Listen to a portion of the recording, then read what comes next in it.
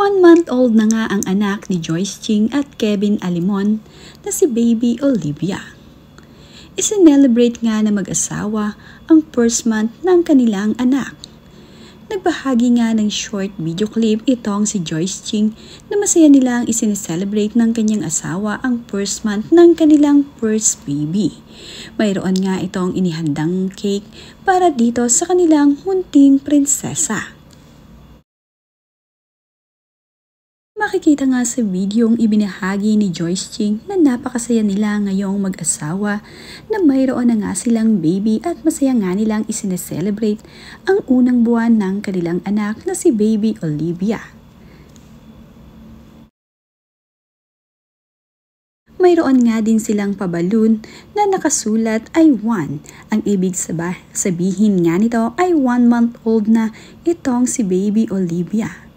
Maganda rin ang kanilang mga kuha. Nakakatuwa naman nga na napakabilis ng panahon na parang kailan lamang nang isilang ni Joyce Ching ang kanilang panganay na anak ni Kevin. Ngayon nga ay 1-month-old na ang kanilang anak.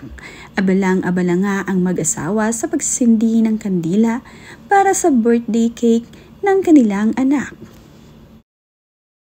Ito nga ang kauna-unahang pagkakataon na ipagse-celebrate nila ng birthday ang kanilang anak dahil 1-month-old na nga ito. Tiyak na buwan-buwan ay isa-celebrate na ni Joyce Ching at ng kanyang asawa ang birthday month ng kanilang anak na si Olivia. Panay din ang pagpe-flex ni Joyce Ching at ni Kevin Alimon sa mga update na ginagawa nila para sa kanilang baby. At ngayon ngang naka 1-month-old na itong si Baby, ay madalas na din nila itong isinasama sa kanilang mga lakad. Hanggang ngang sa pag-attend ng birthday party ay kasama na nila ang kanilang munting prinsesa. Ayaw na nga nila itong nahihiwalay sa kanila.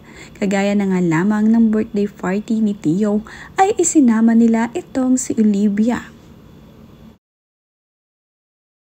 Ito naman nga si Kevin ay napakaalaga sa kanilang anak ni Joyce Ching. Palagi nga siyang nag-aalaga dito at tinutulungan ang kanyang asawa. Kung sino nga ang available ay siya ang nag-aalaga dito kay Baby. Kapag nga kumakain itong si Joyce, ay itong si Kevin muna ang nag-aalaga sa kanilang baby. Ipinlex din ni Joyce Ching na ang kanilang baby ay nailalagay na nga nila sa car seat.